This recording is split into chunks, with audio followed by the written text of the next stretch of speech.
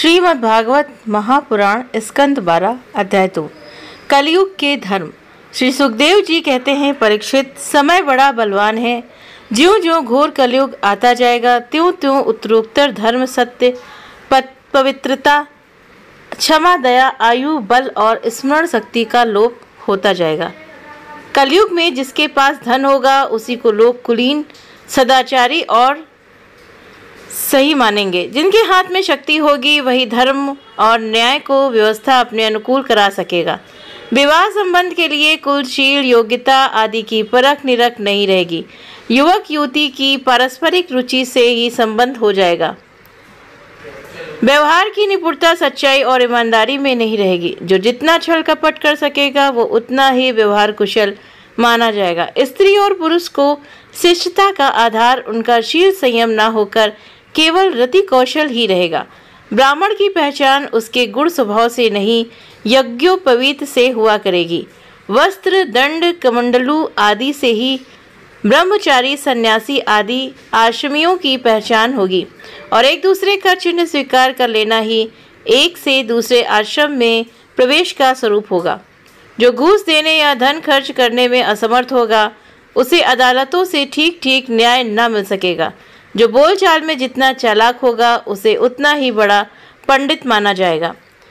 असाधुता की, दोषी होने की एक ही पहचान रहेगी, गरीब होना। जो जितना अधिक दंभ पाखंड कर सकेगा उसे उतना ही बड़ा साधु समझा जाएगा।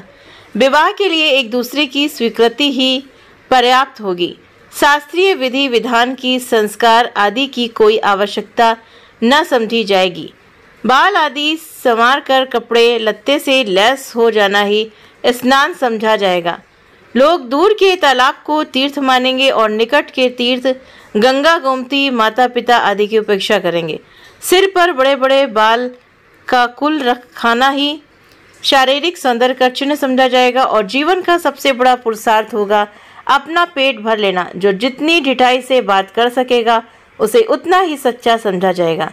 योग्यता, चतुराई का सबसे बड़ा लक्षण ये होगा कि मनुष्य अपने कुटुंब का पालन कर ले।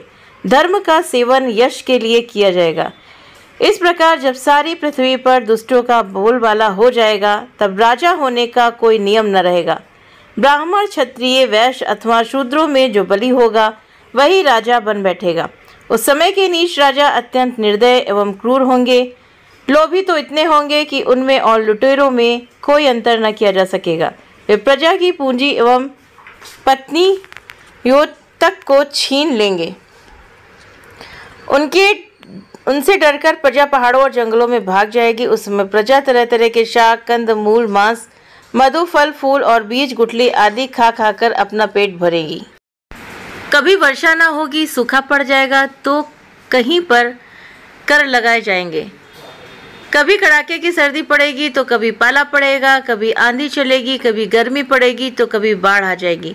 इन उत्पातों से तथा आपस के संघर्ष से प्रजा अत्यंत पीड़ित होगी, नष्ट हो जाएगी। लोग भूख प्यास तथा नाना प्रकार की चिंताओं से दुखी रहेंगे। रोगों से तो उन्हें छुटकारा ही ना मिलेगा। कलयुग में मनुष्यों की परमायु केवल 20 या 30 वर्ष की होगी। परीक्षित, कली काल के दोष से प्राणियों के शरीर छोटे छोटे, क्षीण और रोगग्रस्त होने लगेंगे। वर्ण और आश्रमों का धर्म बतलाने वाला वेद मार्ग नष्ट प्राय हो जाएगा। धर्म में पाखंड की प्रधानता हो जाएगी। राजे महाराजे डाकू लिटोरियों के समान हो जाएंगे। मनुष्य चोरी, झूठ तथा अपराध, हिंसा आदि नाना प्रकार के कुकर्मों से जीविका चलाने लगेंगे। चारों वर्णों की लोग शूद्रों के समान हो जाएंगे। गौवें बकरियों की तरह छोटी छोटी और कम दूध देने वाली हो जाएंगी।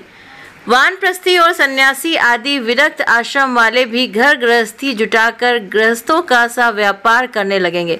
जिनसे वैवाहिक संबंध है उन्हीं को अपना संबंध ही माना जाएगा। धान, जौ, गेहूं आदि धान्यों के पौधे छोटे छोटे होने लगेंगे। वृक्षों में अधिकांश शमी के समान छोटे और कटीले वृक्ष ही रह जाएंगे। बादलों में बिजली तो बहुत चमकेगी परंतु वर्षा कम होगी। गृहस्थों के घर अतिथि सत्कार या वेद ध्वनि से रहित होने के कारण अथवा जनसंख्या घट जाने के कारण सुने सुने हो जाएंगे। परीक्षित, अधिक क्या कहें, कलयुग का अंत होते होते मनुष्यों का स्वभाव गधों जैसा दुस्सह बन जाएगा। लोग प्रायः गृहस्थी का भार ढोने वाले और विषयी हो जाएंगे। ऐसी स्थिति में धर्म की रक्षा करने के लिए सत्वगुण स्वीकार करके स्वयं भगवान अवतार ग्रहण करेंगे। प्रिय परीक्षित, सर्वव्यापक भगवान विष्णु सर्वशक्तिमान है। वे सर्वस्वरूप होने पर भी चराचर जगत के सच्चे शिक्षक सतगुरु हैं। वे साधु सज्जन पुरुषों के धर्म की रक्षा के लिए उनके कर्म का बंधन काटकर उन्हें जन्म मृत्यु यानी जन्म मरण के चक्र से छुड़ाने के लिए अवतार ग्रहण करते हैं। उन दिनों शंभर ग्राम में विष्णु यश नाम के एक श्रेष्ठ ब्राह्मण होंगे। उनका हृदय बड़ा उदार एवं भगवत भक्ति से पूर्ण होगा। उन्होंने घर कल्कि भगवान अवतार उनके घर कल्कि भगवान अवतार ग्रहण करेंगे। तो श्री भगवान ही अष्ट सिद्धियों के और समस्त सगुणों के एकमान आश्रय हैं। समस्त चराचर जगत के भी वे रक्षक हैं और स्वामी हैं। वे देवदत्त नामक शीघ्रगामी घोड़े पर सवार होकर दुष्टों को तलवार के घाट उतारकर ठीक करेंगे। उनके रोम रोम अतुलनीय की किरण शक्ति होगी। वे अपने शीघ्रगामी मोड़े से पृथ्वी पर सर्वत्र विचरण करेंगे और राजा के वेश में छिपकर रहने वाले कोटि कोटि डाकुओं का संहार करेंगे। प्रिय परीक्षित, जब सब डाकुओं का संहार हो चुकेगा तब नगर की और देश की सारी प्रजा का हृदय पवित्रता से भर जाएगा, क्योंकि भगवान कल्कि के शरीर में लगे हुए अंगराग का स्पर्श पाकर अत्यंत पवित्र हुई वायु उनका स्पर्श करेगी और इस प्रकार के भगवान के श्री विग्रह की दिव्य गंध प्राप्त कर सकेंगे। उनके पवित्र हृदयों में सत्यमूर्ति भगवान वासुदेव विराजमान होंगे और फिर उनको संतान पहले की भांति हृष्ट पुष्ट और बलवान होने लगेगी। प्रजा के नयन मनोहारी हरि के धर्म के रक्षक और स्वामी हैं। वे ही भगवान जब कल्कि के रूप में अवतार ग्रहण करेंगे उसी समय सतयुग का प्रारंभ हो जाएगा और प्रजा की संतान परंपरा स्वयं ही सतगुण से युक्त हो जाएगी। जिस समय चंद्रमा, सूर्य और बृहस्पति एक ही समय एक ही साथ पुष्प पुण्य नक्षत्र के प्रथम पल में प्रवेश करते हैं, एक राशि पर आते हैं, उसी समय सतयुग का प्रारंभ होता है।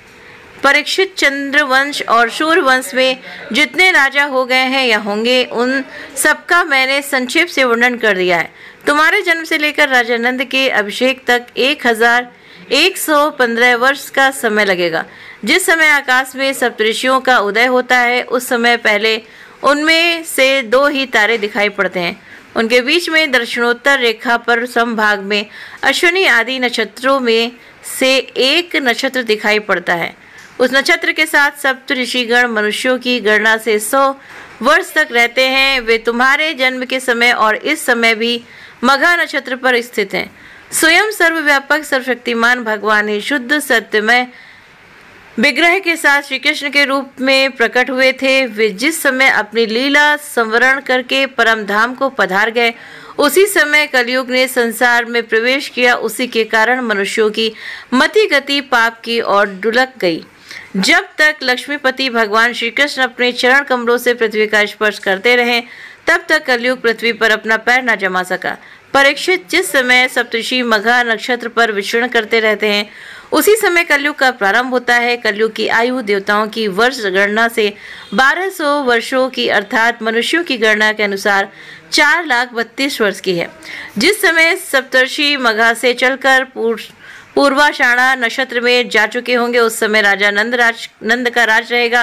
तभी से कलयुग की वृद्धि शुरू होगी। पुरातत्ववेत्ता ऐतिहासिक विद्वानों का कहना है कि जिस दिन भगवान श्री कृष्ण ने अपने परम धाम को प्रयाण किया उसी दिन उसी समय कलयुग का प्रारंभ हो गया। परीक्षित, जब देवताओं की वर्ष गणना के अनुसार 1000 वर्ष बीत चुकेंगे तब कलयुग के अंतिम दिनों में फिर से कल के भगवान की कृपा से मनुष्यों के मन में सात्विकता का संचार होगा। लोग अपने वास्तविक स्वरूप को जान सकेंगे और तभी से सतयुग का प्रारंभ भी होगा। परीक्षित, मैंने तो तुमसे केवल मनुवंश का 100 भी संक्षेप में वर्णन किया है। जैसे मनुवंश की गणना होती है वैसे ही प्रत्येक युग में ब्राह्मण, वैश्य और शूद्रों की भी वंश परंपरा समझनी चाहिए। राजन, जिन पुरुषों और महात्माओं का वर्णन मैंने तुमसे किया है अब केवल नाम से ही उनकी पहचान होती है। अब वे नहीं हैं, केवल उनकी कथा रह गई है। अब उनकी कीर्ति ही पृथ्वी पर जहाँ तहाँ सुनने को मिलती है। भीष्म पितामह के पिता राजा शंतनु के भाई देवपी और इक्ष्वाकुवंशी मरु इस समय कलाप ग्राम में स्थित हैं। वे बहुत बड़े योग बल से युक्त हैं। कलयुग के अनंत में कल्कि भगवान की आज्ञा से वे यहाँ फिर आएंगे और पहले की भांति ही वर्णाश्रम धर्म का विस्तार करेंगे। सतयुग, त्रेता, द्वापर और कलयुग, ये ही 4 युग हैं। ये पूर्वोक्त क्रम से के अनुसार अपने अपने समय में पृथ्वी के प्राणियों पर अपना प्रभाव दिखाते रहेंगे। परीक्षित, मैंने तुमसे जिन राजाओं का वर्णन किया है वे सब और उनके अतिरिक्त दूसरे राजा भी इस पृथ्वी को मेरी मेरी करते हैं, परंतु अंत में मरकर धूल में मिल गए। इस शरीर को भले ही कोई राजा कह ले, परंतु अंत में ये कीड़ा, विष्ठा अथवा राख के रूप में ही परिणत होगा। राख ही होकर रहेगा इसी शरीर के या इसके संबंधियों के लिए। जो किसी भी प्राणी को सताता है वो न तो अपना स्वार्थ जानता है और न परमार्थ, क्योंकि प्राणियों को सताना तो नरक का द्वार है। वे लोग यही सोचा करते हैं कि मेरे दादा परदादा इस अखंड भूमि मंडल का शासन करते थे, अब ये मेरे अधीन किस प्रकार रहे और मेरे बाद मेरे बेटे पोते, मेरे वंशज किस प्रकार इसका उपयोग करें। वे मूर्ख इस आग, पानी और मिट्टी के शरीर को अपना आपा मान बैठते हैं और बड़े अभिमान के साथ डींग हाँकते हैं कि ये पृथ्वी मेरी है। अंत में वे शरीर और पृथ्वी दोनों को छोड़कर स्वयं ही अदृश्य हो जाते हैं। तो प्रिय परीक्षित, जो नरपति बड़े उत्साह और बल परोस से इस पृथ्वी के उपभोग में लगे हैं, उन सबको काल ने अपने विकराल काल में धर दबोचा है।